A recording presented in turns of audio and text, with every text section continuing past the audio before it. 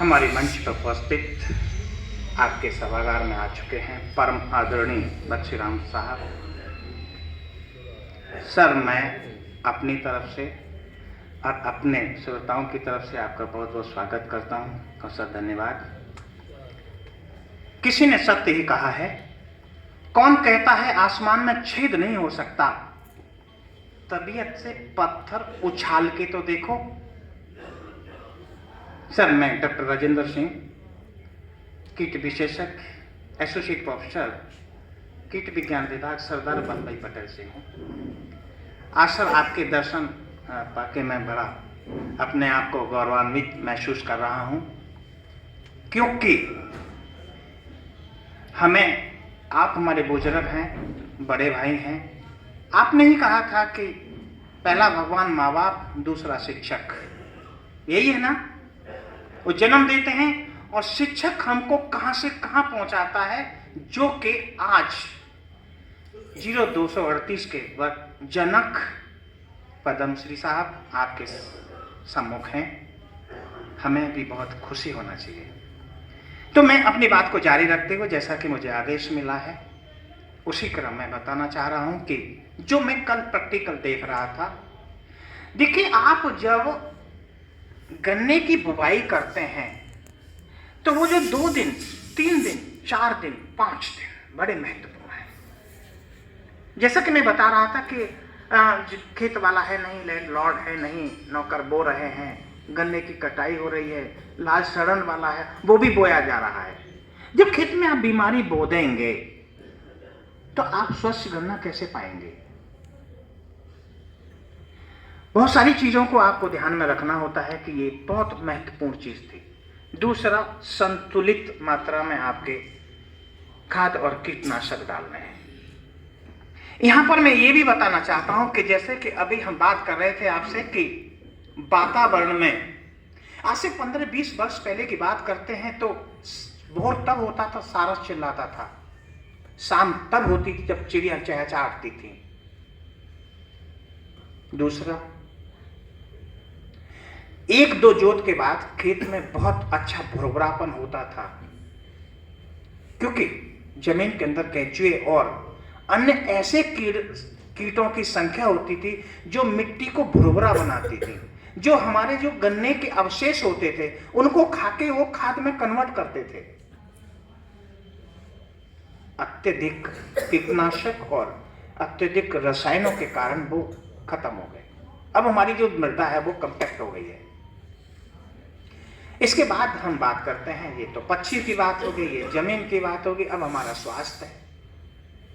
हमारे स्वास्थ्य की दिशा और दशा दोनों बदल चुके हैं। इसको ध्यान में रखते हुए अब प्रश्न आपकी तरफ से ये आएगा कि साहब, अब कीड़ों और बीमारियों को नियंत्रण करने के लिए क्या करें हम लोग? कीड़े और बीमारी बहुत बड़ी समस्या नहीं है, और ये तो कीड़े बीमारियां हैं हमारे परिवार की, हमारे देश की, हमारे समाज की ऐसी कोई समस्या नहीं जिसका समाधान ना हो। मैं अब यहां पर अपने मुद्दे की बात पर बात करूंगा। सबसे पहले, हमारा जो किसान है वो गन्ने के बोरर से परेशान है, चाहे तो वो अर्ली शूट बोरर हो, अर्ली शूट बोरर हो, या तना छेदक हो, या टॉप बोरर हो, या फोका बोइंग हो। और मैंने आज से 9 वर्ष पहले गन्ना शोध संस्थान मुजफ्फरनगर वाले कई वैज्ञानिकों के साथ जब वार्ता हो रही थी, तभी हमने कहा था कि ये 238 वैरायटी है, इसको थोड़ा सा संभाल के रखिए, क्योंकि इस वैरायटी ने हमारा बल्ले बल्ले कर दिया है। किया है ना? तो संभाल के रखने में हमें कोई परहेज नहीं करना चाहिए, पर संभाल के रखने का वही है कि जैसे मैंने कहा कि बुवाई के समय विशेष ध्यान रखना है। रोग को रोकने के लिए आपको ट्राइकोडर्मा का इस्तेमाल करना है, बीज का सही चयन करना है और बीज का शोधन करना है। आगे अब हम आपके साथ हैं कि जैसे गन्ना उगने लगता है, 1 फीट का होता है, कनसुआ के आगमन हो जाता है।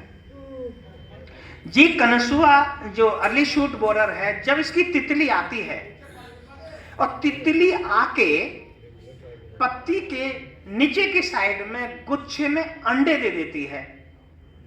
अंडा फूटने के बाद सुंडी बनती है और वो गोब में घुसती है या जमीन के सरफेस से छेद करके काटती है, तो हमारा कनसुआ का उत्पादन होता है। और कनसुआ बनने पर फिर आप अनेक प्रकार की दवाइयां लगाते हैं, वो फिर ठीक होने वाला नहीं है, बिल्कुल नहीं है। अब यहां पर तनाछेदक लगता है, वही स्थिति होती है। तब तक हमारे मन की जो धारणा है, जो विचार हैं, जो सोच है कि स्प्रे करके नियंत्रण कर लेंगे, लेकिन जब टॉप बोरर लगता है और महीना अगस्त का होता है ना, और हमारी गन्ने की फसल हमारे दोनों हाथों से और ऊपर निकल जाती है ना, उस समय हम कोई स्प्रे भी नहीं कर सकते हैं और वहां पर टॉप बोरर की संख्या इतनी अधिक होती है कि आप जगह देख सकते हैं, क्योंकि आपका क्षेत्र है, हमारा क्षेत्र है, कितनी अधिक संख्या होती है, हम कुछ नहीं कर पाते हैं। यहां पर मैं अब आपको इनके प्रबंधन की बात बताता हूं कि देखिए, पहले अपने जो हानिकारक कीट है इसके बारे में समझना अत्यंत आवश्यक है। ऐसा हम करते हैं कि ये जब कीट आता है और ये आए नहीं, ऐसा कुछ कर लें। बहुत सारी ऐसी विधियां हैं, वो विधियां हैं जैसे हम समय कीटनाशी जीव प्रबंधन समय समय पर आपको बताते रहते हैं। आईपीएम में क्या होता है कि हम बहुत सारी विधियों का समावेश करते हैं और अपने गन्ने की खेती में उसका प्रयोग करते हैं। लेकिन आपको उससे भी पहले आईपीएम तब सफल होगा कि आप अपने खेत की देखभाल करें, आप अपने खेत में मॉनिटरिंग करें, तब यह संभव है। ये नहीं है कि 1 महीने बाद जा रहे हैं, खेत को देख रहे हैं, 15 दिन बाद देख रहे हैं, इंसेक्ट आया और अंडे दे के चला गया और फिर अंडे से सुंडी है, क्योंकि हमें इतनी जानकारी नहीं होती है। यही जानकारी के लिए मैं आपको बता रहा हूं कि जब तितली आती है, ये तितली लेपिडोप्टेरा ऑर्डर है, 2 भाई हैं। एक तो तितली जो दिन में घूमती है जैसे बटरफ्लाई, रंग बिरंगी सुंदर होती है, लेकिन इस गन्ने की जो तितली है सफेद रंग की, वो रात्रिचर है, ये रात को ही निकलती है। इसीलिए आपने देखा हुआ कि सुबह 5 बजे जब खेत में जाते हैं ना, तो सफेद रंग की गन्ने की चोटी पर बैठी दिखती है। या शाम को सूरज छिपता है, उस समय आपको गन्ने की चोटी पर दिखाई देती है ना, क्योंकि अब सुबह हो गया, दिन निकलने वाला है, तो वो छुपने जाएगी। शाम को रात होने वाली, इसलिए वो अपना एक्टिविटीज, अपने कार्यक्रम को जारी रखने के लिए, दिनचर्या को जारी रखने के लिए वो शाम को आपको दिखाई देती है। तो ये है उस कीट की पहचान। मॉनिटरिंग करेंगे तो आपको पता लग जाएगा कि आपके खेत में इस कीट का आगमन हो गया है। एक तो ये है। दूसरा, आगमन का तरीका। आगमन का तरीका दूसरा यह है कि ये कीड़े जब रात्रिचर हैं तो इनको लाइट बहुत पसंद है। आप अपने क्षेत्र पर, खेत पर, जैसे ट्यूबवेल है, बड़ा सस्ता सा जुगाड़ है, जैसे कि ये बोर्ड जो आप देख रहे हैं, बैनर लगा हुआ है, कंप्यूटर का काम मत कराइए, कहो साहब हमको ये पीला प्रिंट निकाल दीजिए। इतने बड़े बोर्ड पर थोड़ा ग्रीस, थोड़ा मोलासिस यानी सीरा मिला करके इस पर पेंट कर दीजिए। एक बल्ब लगा दीजिए ट्यूबवेल पर। यहां पर आपकी तरफ से बहुत सारे आर्गुमेंट आते हैं कि सब दिन में लाइट नहीं आती है, रात को आती है, रात को नहीं आती, दिन को आती है। 200-250 रुपए की चाइना वाली लाइट मिल जाती है ना, अपने भारत में भी बन रही है, 200-250 रुपए की आती है। हमें मॉनिटरिंग करनी है, आप उसको लगा दीजिए, ये सारी तितलियां उस लाइट पे आएंगी और आते ही चिपक जाएंगी। तो हमारा उद्देश्य सिर्फ और सिर्फ ये जानना है कि वो कीड़ा आ रहा है कि नहीं। अगर आपने 1 हफ्ते में 10 तितली भी रोक दी, एक तितली 250 तक अंडे देती है, 150 से 250 तक अंडे देती है। अगर आपने एक तितली को भी मार दिया, यानी गुणा 10 तितलियों को मार दिया, तो कितने अंडों को आपने रोक दिया, और साथ में पहचान भी हुई, दवाई तो नहीं लगी। इसके बाद में आपको जब ये पता लग जाए लाइट ट्रैप लगा दी, तितली आ चुकी है, उसी समय आपके नजदीक कृषि विश्वविद्यालय है जहां से ट्राइको कार्ड कितने लोग जानते हैं please? Very good, very good, very good. सभी ट्राइको कार्ड को जानते हैं, और जो नहीं जानते मैं उनके लिए लेके आया हूं।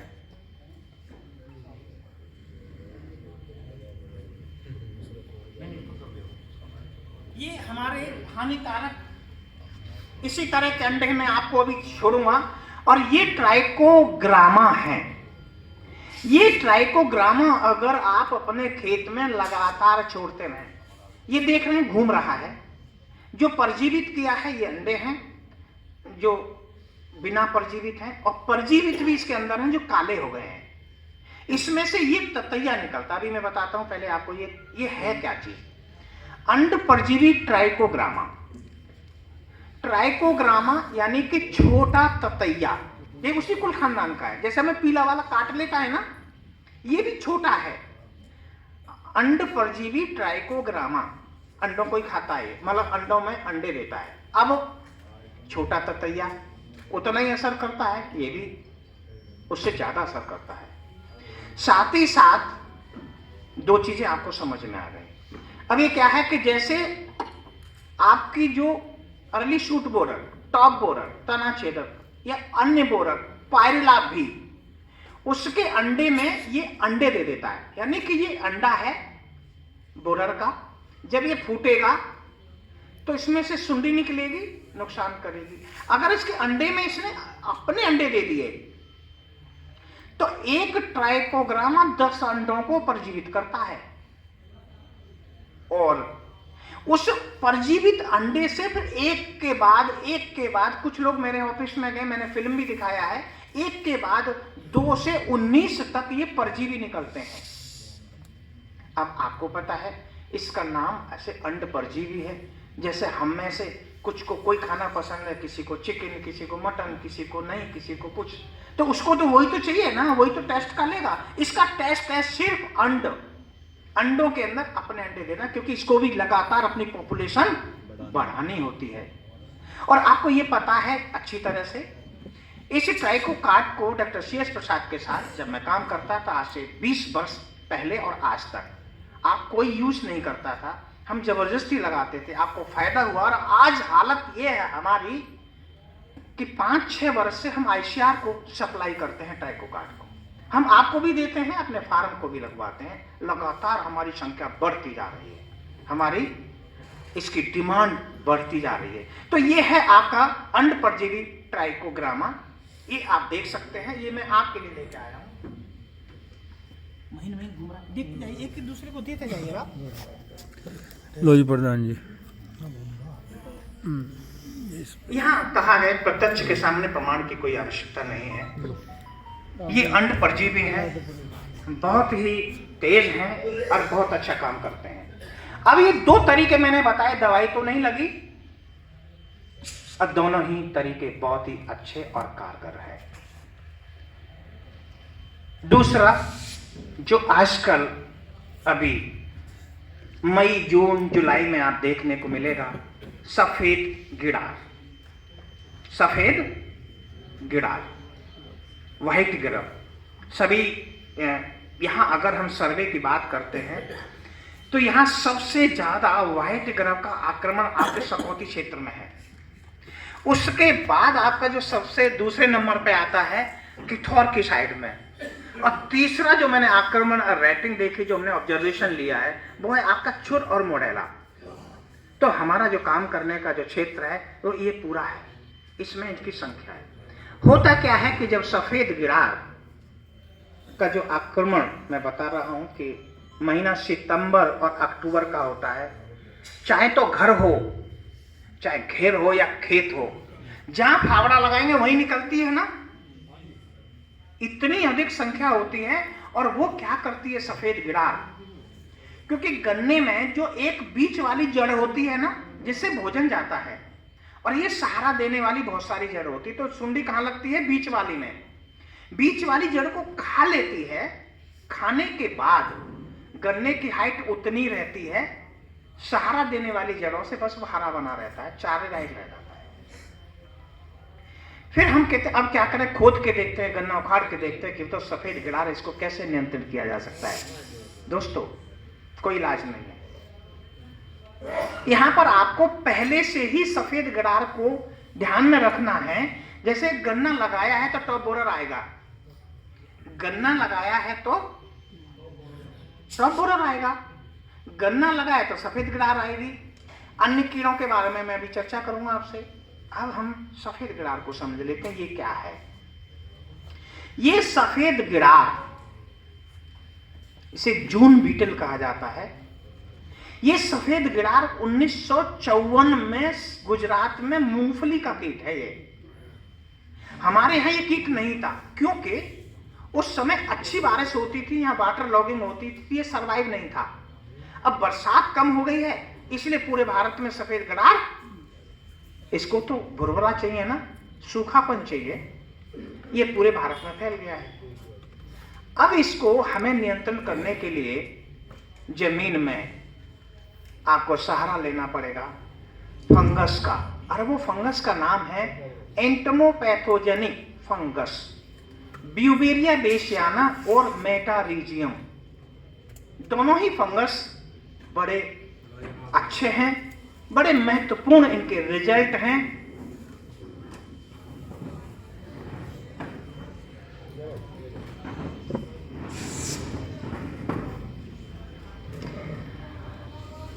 आपको ये फंगसों के बारे में समझना है कि ये फंगस का, जैसे मैंने कहा, एंटमोपैथोजन है, यानी कीटों पर ये फंगस सरवाइव करते हैं और कहीं नहीं, इसीलिए इसका नाम है एंटमोपैथोजेनिक फंगस।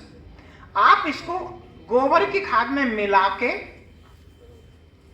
10 से 14 दिन तक मिला के रख दिए, 2-3 दिन बीच बीच में काट लगा दीजिए, इसको मिला दीजिए। गन्ने की बुवाई के समय या कूड़ में या खेत में बखेर के छोड़ दीजिए। ये फंगस पूरे खेत में फैलेगा और फैलने के बाद में ये फंगस या सफेद सुंडी जब गन्ने तक जाएगी, इसके शरीर से वो लग जाएगी, तब धीरे धीरे पूरा सुंडी खत्म हो जाएगी। तरीका सही है, हमें ये करना पड़ेगा। इसके बाद में अब ये, जैसे मैंने कहा कि ये जून बीटल है, जब मानसूनी या क्षेत्रीय बारिश अप्रैल, मई और जून में जब भी होती है, तो देखा है कि नीम के पत्ते पर इसका एडल्ट भमरा कीट पहुंच जाता है। शीशम, जामुन है ना, सारी पत्तियों को खाता है और खाने के बाद नर मादा मिलते हैं और जमीन के अंदर अंडा ही अंडा देता है, और वो भी 300 से कम नहीं देता है, 250 से 300 अंडे देने की क्षमता है इसकी भी। एक तो जमीन को शोधन करना है इससे पहले कि जमीन में अंडे न दे पाए। मैंने अभी बताया था कि लाइट ट्रैप, आप एक बल्ब ले लीजिए 200 वाट का, क्योंकि ये भमरा कीट जमीन में से निकलता है, सीधे बल्ब के चारों तरफ चिपकने की कोशिश करता है। पीठ इसकी बहुत हार्ड होती है, लेकिन ये बल्ब से कैसे मैनेज होता है, क्योंकि इसका पेट बहुत ही कच्चा होता है और पेट को ये आगे लगा के ऐसे बल्ब के चारों तरफ चिपकने की कोशिश करता है, और जहां इसका कोई अंग, पेट थोड़ा सा जलेगा और नीचे टपक जाएगा। मुझे हैरानी तब हुई थी, हमारी एक माता जी ने, मैं कभी 2-3 महीने पहले लेक्चर देने गया था उनके गांव में, दोबारा फिर गया तो उन्होंने एक मटके में भर रखे, कम से कम हजारों, सुबह सुबह 4 बजे उठती है ना, तो कुछ तो वो बल्ब से टपकते हैं नीचे, कुछ उन्होंने झाड़ू से मार मार के उन्होंने मटका भर लिया। मैंने उनको दिल से बहुत बहुत धन्यवाद दिया कि देखिए बिना दवाई के कितने सारे कीड़ों को इन्होंने नियंत्रित कर लिया है। मॉनिटरिंग लग गई, पता लग गया, ये अच्छी चीज है। साथ ही साथ अगर आपको एक और तरीका करना है कि निश्चित जिस दिन बरसात होगी उसी दिन शाम से ही वो एडल्ट निकल के शुरू हो जाते हैं। अब क्या करना है, वो नीम के पास जाएगा, शीशम ढूंढेगा, जामुन का पेड़ ढूंढेगा। हमें ऐसा कर लेते हैं कि नीम की कुछ टहनियां तोड़ते हैं, जामुन की कुछ पत्तियां तोड़ते हैं और एक कीटनाशक अच्छा थोड़ा सा तेज बना के स्टिकर लगाते, क्योंकि कभी भी कीटनाशक पत्ती होती है नीम की, जामुन की, शीशम की, चिकनी दवाई लुढ़क जाती है, और दवाई को चिपकाने के लिए थोड़ा सा स्टिकर लगा लीजिए और टहनियां तोड़ के केमिकल में डिप करके जगह जगह गाड़ दो। जैसे ही जमीन से निकलेगा ना पाइटीग्राफ का जो एडल्ट है, और तुरंत वो कहेगा बड़े पेड़ को बाद में खाऊंगा, छोटा मुझे यहीं मिल गया है। तो देखा होगा आपने, हमने भी प्रैक्टिकल किया हुआ है, बहुत सारे एडल्ट उस पत्तियां खाने लगता है और वहीं मैनेज हो जाएगा, बहुत ज्यादा उसका चक्कर तो नहीं लगा। इस तरह से आप सफेद गिरार को नियंत्रित कर सकते हैं बिना दवाई के। इसके बाद में एक और गन्ने की समस्या है, वो है दीमक। सभी क्या है ना, दीमक को हमें समझना होगा। दीमक एक सामाजिक कीट है। दीमक एक सामाजिक कीट है। जैसे हम अपने परिवार में रहते हैं, हमारे पेरेंट्स हैं, हमारे मदर फादर हैं, बच्चे हैं, कुछ नौकरी करते हैं, कुछ पढ़ाई करते हैं, कुछ कमाते हैं, कुछ खर्च करते हैं। इसी तरह से दीमक मेरे ऊंटे की बराबर, जो देख रहे हैं ना, ये ऊंटे की बराबर मोटी होती है। कहीं ऊंचे स्थान पे या जमीन के अंदर वो घर बना के अपना रहती है, और उस रानी जो अंडे बच्चे जो तैयार करती है, उसकी सुरक्षा वाली कुछ दीमक होती हैं, कुछ श्रमिक होते हैं, और वो जो भोजन लाते हैं और सीधे स्टोर करते हैं और पूरा परिवार खाता है। ये है दीमक की दिनचर्या, दीमक के बारे में। इसको कैसे नियंत्रित किया जाए? हम इसे नियंत्रण करने के लिए क्लोरपाइरीफॉस नामक जो दवा है ना, जो 5-5 लीटर की टीन में मिलती है ना, और उसे हम लोग खूब इस्तेमाल करते हैं। जब हम क्लोरपाइरीफॉस का इस्तेमाल करते हैं तो 1 फीट से नीचे कोई दवाई नहीं जा पाती है, यही है ना। लेकिन वो टेढ़ा मेढ़ा रास्ता बना के 2 मीटर सुरक्षित स्थान पर रानी रहती है। अब टेढ़ा मेढ़ा रास्ता है तो दवाई तो वहां नहीं पहुंच पाती है। जो भोजन लेने दीमक आई वही मर गई, उसके बाद वो खुद आने लगती है। और आने का जो सिलसिला है इस दीमक का, आपको ये भी पता है कि कहीं इस समय अप्रैल, मई, जून, जुलाई यानी कि बरसात से पहले पहले दीमक का प्रकोप होता है, और बरसात के बाद होता है। साल में 2 बार होता है ना।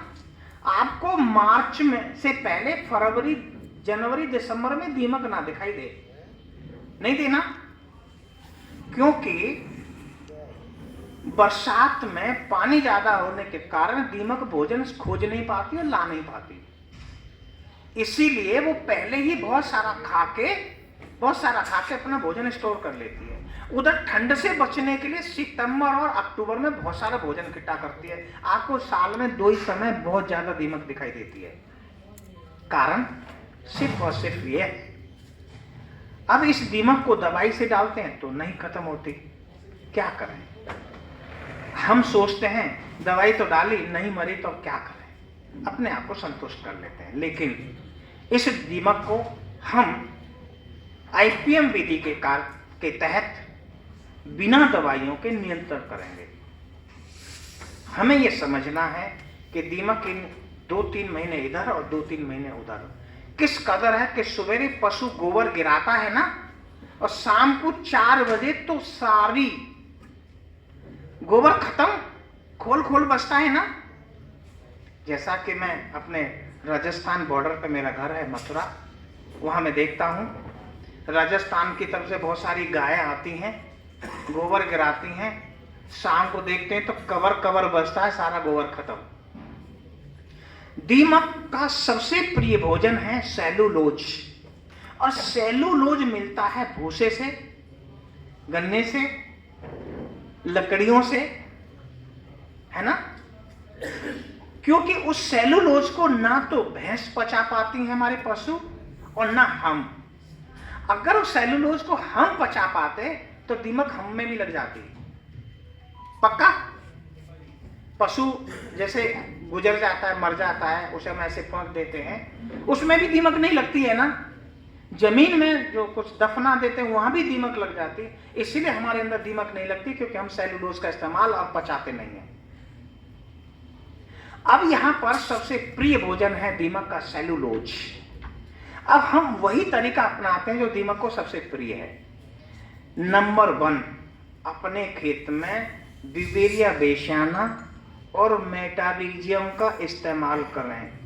लेकिन दोस्तों, मैं बहुत सुनता हूं आपसे साथियों कि डॉक्टर साहब 2 ट्रॉली खाद डाल दिया, डॉक्टर साहब हमने तो 10 ट्रॉली ट्रैक्टर खाद डाल दिया, लेकिन मजा नहीं आया।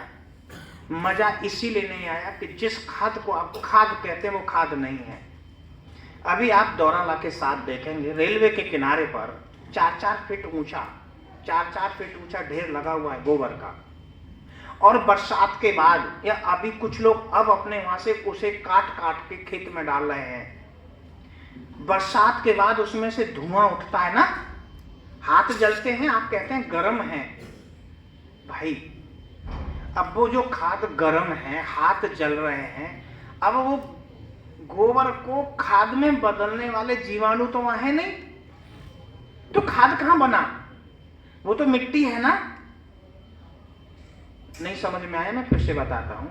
जब 4 फीट ऊपर और 1 फीट गहरा आपका गोबर डला हुआ है और उसे आप फिर निकाल के वहां से काट के ट्रॉली बुग्गी में भर के खेत में डालते हैं और वहां उसमें से धुआं उठता, कहता है गर्म है, अभी ठंडा होने दो, सुबह भोर में निकालेंगे। फिर भी गर्म निकलता है। जब वहां इतना गर्म है तो खाद बनाने वाले जीवाणु तो है नहीं, वो तो मिट्टी है। मैं आपको बड़ा सिंपल सा तरीका बताता हूं, पूरा खाद बनेगा। देखिए, जैसे आपकी व्यवस्था है, मैं उसको बहुत ज्यादा चेंज नहीं करूंगा, उसमें थोड़ा सा सुधार करने की कोशिश करूंगा कि जितना ढेर है ना आपका, 1-1 फीट पर या 2-2 फीट पर लोहे का पाइप 4 इंच का छेद कर दो, बोर कर दो। समझ गए? बोर हो जाएगा। उस बोर के अंदर बरसात से पहले जून में, मई में ट्राइकोडर्मा घोल के पानी भर दो। ट्राइकोडर्मा घोल के पानी भर दो। वो पानी ट्राइकोडर्मा ना मिले तो सिंपल पानी ले लो। वो पानी ऐसे लीच करेगा ना आपस में, वो आपका गोबर ठंडा रहेगा और वो खाद बनाने वाले जो जीवाणु हैं, खाद बनाने वाले जो जीवाणु हैं, वो वहां कार्यक्रम शुरू कर देंगे अपना। उस खाद को लेकर के अपने खेत में डालिए, देखिए कितना फायदा होगा। तो ये जो प्रैक्टिकल बात है जो हम आपके साथ शेयर कर रहे हैं, आप इसको जरूर करें। तो एक तो खाद मिल गया, खाद काम करेगा। उस खाद में ट्राइकोडर्मा डाल दो, अच्छा काम करेगा। बिवेरिया बेसियाना, मेटारिजियम डालेंगे तो कीड़ों को, दीमक को, सफेद गरार को एक तीर से कितने शिकार होंगे और वहां भुरभुरापन होगा। जड़ गन्ने की गहराई तक जाएगी। जमीन के अंदर जो पोषक तत्व उसको गन्ना ऑब्जर्व करेगा, गन्ना बड़ा होगा, मजबूत होगा और हमारी वैरायटी जो गन्ने की प्रजातियां हैं उनका प्रोटेक्शन होगा, अच्छी बढ़वार होगी, अच्छे फायदा मिलेगा आपको। इसी के साथ साथ मैं आपको एक चीज और बताना चाह रहा हूं।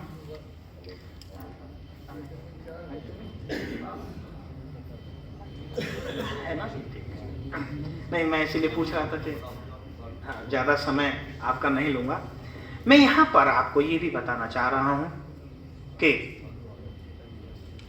जो यहां की बात हो रही थी, आपको दीमक की बात बताई, आपको सफेद गिरार की बात बताई, खाद अच्छे बनाने की बात बताई और टॉप बोरर, तना छेदक और अर्ली शूट बोरर की बात बताई। ये सब आपको ध्यान में रखते हुए एक चीज बड़ी ध्यान रखनी है कि जैसे हमारे किसान भाई कोई चीज अच्छी यहां समझ में आई, हमने प्रैक्टिकल किया, बहुत अच्छा लगा, लेकिन एक चीज है यहां पर आपको, जैसे ट्रायंगल ए, समस्या किसकी? कीड़े की समस्या, बीमारी की समस्या, अन्न। बी, कहां दौड़े? दवाई की दुकान पर। दवाई की दुकान और कीड़े के बीच में इतना कंफ्यूज रहते हैं, हम ये भूल जाते हैं। सी, तिकोने पर नॉलेज, जानकारी। तो आपको आज जो सी पॉइंट की जो जानकारी ले रहे हैं, आप अपने साथ रखें और दूसरे को भी बांटें, तभी तो ये बढ़ेगा। हमने इसी तरह से अपने ट्राइकोग्रामा बिवेरिया बेसियाना की टेक्नोलॉजी को इस पश्चिमी उत्तर प्रदेश में आज से 20 वर्ष पहले स्टार्ट की और आज हम काफी सफलता पा रहे हैं। यहां पर अब आप नोट कर सकते हैं, एक बहुत अच्छा फॉर्मूला है। आपके खेत में न तो कोई कीड़ा आएगा और न ही बीमारी। आपको 10 लीटर मट्ठा मिल जाएगा, सबको मिलेगा, फ्री में मिलेगा। 10 लीटर मट्ठा। ये मट्ठा को पता है कि 2 दिन पुराना तो हम भी नहीं खा पाते, बहुत खट्टा होता है नहीं खा पाते। 10 लीटर मट्ठा लेना है आपको। उस मट्ठे के अंदर 2 से 3 किलो नीम के पत्ते डालने हैं। 2 से 3 किलो नीम के पत्ते डालने हैं। 2 से 3 किलो धतूरे का पत्ते, तना, जड़ जो भी मिल जाए। और मेरा मानना है कि मैं हरियाणा में बोल रहा था तो वहां कहा के साथ धतूरा नहीं मिलता है। यहाँ पर ऐसी कोई जगह नहीं है धतूरा ना मिले। लेकिन उन्होंने जिद किया और हमने फिर जब उनको बताया कि देखिए, सोमवार के दिन हर मंदिर में चले जाओ शिव जी के यहां पर, वहां धतूरा ही धतूरा मिलेगा ना। तो 2-3 किलो धतूरा ले लीजिए। इसके बाद 3 किलो लहसुन, बाजार से खुली हुई जो उसके जो पुतियां हैं ना, खुली लेंगे तो सस्ती भी मिल जाएगी। 3 किलो इन तीनों सामान को कुचल के आप उस मट्ठे में डाल दीजिए। इसके बाद सिर्फ और सिर्फ 250 ग्राम नीला तोता मिल जाएगा आराम से पंसारी की दुकान पे। इसको डालने के बाद 5 से 6 दिन में ये अच्छे से सड़ जाएगा,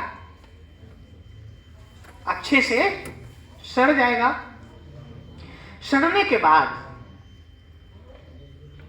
के बाद इसमें 150, 200, 250 लीटर पानी। ये 1 एकड़ का फॉर्मूला है। वहां पर आपके नीला तोता की संख्या, मात्रा उतनी कम हो जाएगी जितनी की हमें जरूरत है। अब जब आप अपने 1 फीट गन्ने की फसल हो जाती है तो 1 स्प्रे कर दीजिए। यहां पर कीटनाशक भी और फफूंदी नाशक दोनों आपको तरीके मिल गए। 1 स्प्रे। ये इंतजार मत करिए कि कीड़ा आएगा हम तभी कुछ करेंगे। यहां पर अंग्रेजी में कहा गया prevention is the better than cure. भाई आज गन्ना लगा रहे तो चोटी वेदक आएगा,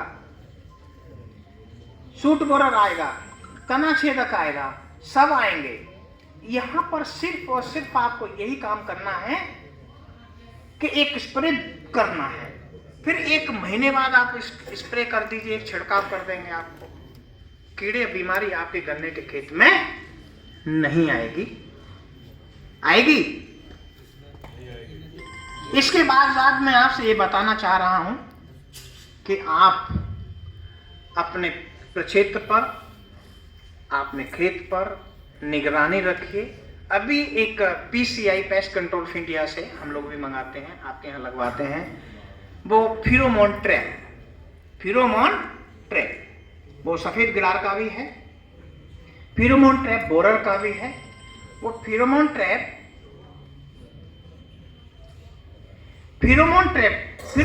क्या है मैं आपको बताना चाहूंगा। ये फेरोमोन ट्रैप आपने एक जगह लगा दिया और उस फेरोमोन के अंदर मादा की गंध होती है, तो सारे नर उसके अंदर आ जाते हैं। कैसे? देखो, हम सामाजिक प्राणी हैं। शादी होती है, बैंड बजते, दावत उड़ाते, बच्चे होते, यही तो है। कीड़ों के तो बैंड नहीं बजते, नहीं बारात होती। वो क्या करते हैं, जमीन के अंदर से मादा कीट निकलती है और नर कीट निकलते हैं। मादा एक गंध छोड़ती है और नर उसे मिलने के लिए आता है। अगर वहां ने फेरोमोन ट्रैप लगा दिया गन्ने के खेत में, तो वो सारे नर उस पॉलीथिन के अंदर भर जाएंगे। मादा के साथ मिलन नहीं होगा तो आपके खेत में न कनसुआ लगेगा, न तना छेदक, न टॉप बोरर। अच्छा तरीका है, आप हमारे कृषि विश्वविद्यालय यानी हमारी जैविक नियंत्रण प्रयोगशाला में आप आइए, आपको इतनी मक्खियां मिलेंगी आप गिन नहीं सकते 10 दिन तक। आम की फल मक्खी, आम की फल मक्खी जैसे को हम स्प्रे से नहीं मार सकते, क्योंकि जहां स्प्रे करेंगे दूसरे स्थान पहुंच जाती है ना। खैर मैं एक पॉइंट से आगे बढ़ गया हूं समझाने की खातिर, जबकि यहाँ गन्ने की बात हो रही है। तो इतनी सारी मक्खियां हमने पकड़ रखी है फेरोमोन ट्रैप से, आप दंग, जो भी गए हैं देखा है उन्होंने, दंग रह जाएंगे आप। इसी तरह से आप जगह जगह फेरोमोन ट्रैप लगाएंगे तो बहुत सारी मक्खियां नर उसके अंदर आ जाएंगे, मादा से मिलन नहीं होगा आपकी गन्ने की वजह। दोस्तों आपको पता नहीं है कि मामूली सा कीड़ा नुकसान कितना करता है। मामूली जो कीड़ा है ना कितना नुकसान करता है। मैं एक छोटा सा गणित आपको बता रहा हूं जो आपको समझाने की खातिर, कि प्रत्येक मेढ़े में चाहे तो अर्ली शूट बोरर हो, चाहे तना छेदक हो, चाहे टॉप बोरर हो, एक मेढ़े से एक गन्ने का नुकसान होता है कि नहीं? हाथ निकाल दें प्लीज। सहमत हैं आप मेरी बात से? अब आप देखिए कि हम वैज्ञानिक तरीके से 40,000 और 60,000 टुकड़े प्रत्येक हेक्टेयर में डालते हैं। हम यहां पर 1 एकड़ की बात करते हैं तो एक बुग्गी का नुकसान होता है कि नहीं? एक कीड़े से होता है ना? सहमत हैं आप? अब एक बुग्गी गन्ना का वजन 20 से 22 कुंटल होता है, 7,000 रुपए की बिकती है। 2,000 की कोराजन और 3,000 लेबर, 12,000 रुपए का नुकसान सिर्फ और सिर्फ एक कीड़े से होता है। यहां पर हमारी सरकार की जो मंशा है डबल आय है ना, डबल उत्पादन। अब जब 1 एकड़ से एक 20-22 कुंटल जुड़ जाएगा तो हम डबल की तरफ जाएंगे कि नहीं जाएंगे? और बाकी हमारे परम आदरणीय बख्शी साहब रहे हैं और वैरायटी भी हमको देंगे। तो इतनी सारी बातें मैं आपके साथ शेयर किया हूं। किसी का कोई प्रश्न हो तो मैं आपके साथ हूं, आप पूछ सकते हैं तो आप पूछ लीजिए। बाद में पूछने के लिए मैं अपना नंबर छोड़ता हूं हमेशा जी, 9457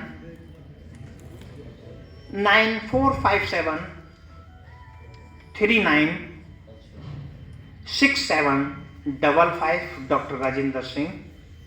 94 57 39 67 55 डॉक्टर राजेंद्र सिंह, कृषि विश्वविद्यालय मोदीपुरम मेरठ। बहुत बहुत धन्यवाद। मैं जब यहाँ 2 जून 99 को ज्वाइन किया था तो आपको अच्छी तरह से याद है कि सितंबर के महीने में इस क्षेत्र में पशुओं को चारा नहीं था, सिर्फ फड़का की वजह से। याद है कि नहीं? पशुओं को चारा नहीं था, ज्वार हो, मक्का हो, गन्ना हो। हमारा किसान मजबूर हो गया था, जो सरकंडा होता है ना, जो दूब घास होती है, दाब जो होती है, उसको काट काट के खिला रहा था। यहां पर फड़का का 2 बहुत ही महत्वपूर्ण बायो एजेंट हैं। एक तो अंड परजीवी ट्राइकोग्रामा जो मैंने आपको दिखाया है, इसको लगातार लगाइए आप, इससे कई कीड़ों को नियंत्रण होगा। दूसरा आपने ये भी देखा होगा एपिकैरनिया मेलोनिलिका, पायरोक्स जिसे कई नामों से जाना जाता है। जैसे ही पायरला आता है अगर दवाई नहीं छिड़की तो उसकी संख्या इतनी होती है। और 1999 सितंबर में भी सिर्फ और सिर्फ एपिकैरनिया ने ही उसको प्रबंधन किया था, दवाइयां फेल थी। मैंने आपको यही कह रहा था कि समय कितना सी जीव प्रबंधन, अगर हम देख रेख करेंगे, मॉनिटरिंग करेंगे, अंड परजीवी छोड़ेंगे तो फड़का की बहुत बड़ी समस्या नहीं है, वो खुद पर खुद मैनेज होता है। आपको ये भी बता दूं कि नेचर में जो बैलेंस है, जैसे हम नेचुरल फार्मिंग की बात करते हैं, अगर आप हमारे पैरासाइट और प्रीडेटर अगर इन्वायरमेंट में ना हो तो हम फसल उगा नहीं सकते, इतने हानिकारक कीड़े की वजह से। ये खुद पे खुद मैनेज होते हैं। आप हमारी प्रयोगशाला आइए एक बार, मैं आपको इतने सारे बायोजेंट को दिखाऊंगा कि किस तरह से खत्म करता है। एक सुंडी से, जिसे मैं आपको अंडा दिखाऊं, कॉर्सारा के हैं ये। कॉर्सारा के अंडे को जब हम पाल के लिए कॉर्सारा एडल्ट पालते हैं, जब इसकी लार्वी पे जब ब्रेक ऑन आता है ना, लार्वल पैरासाइट, तो हमारे भी पसीने आने लगते हैं कि अब कैसे सुधारा जाए। इसीलिए हम आपको अभी एक नया बायोजेंट इस क्षेत्र में लाने जा रहा हूं, जिसके लिए मैंने परमिशन ले लिया, क्योंकि लैब में उसे नहीं पाल सकते। क्लिनिस ब्लैक बर्नी, वो एडल्ट और लार्वल पैरासाइट है। अगर सुंडी भी आपके खेत में दिखेगी उसको भी परजीवित करेगा क्लिनिस ब्लैक बर्नी। एक और है, अभी नया लॉन्च होने जा रहा है, मैं लेके आ रहा हूं उसको, रिडुविड पिटिल है। जहां भी लार्वी गन्ने में किसी भी कीड़े की लार्वी मिलेगी उसको वो पेनिट्रेट करेगा और लार्वल स्टेज पर उसको खत्म कर देगा। वो है जैसे अंड परजीवी है तो वो लार्वल परजीवी है जी। और कोई प्रश्न आपका? बहुत बहुत धन्यवाद, थैंक यू।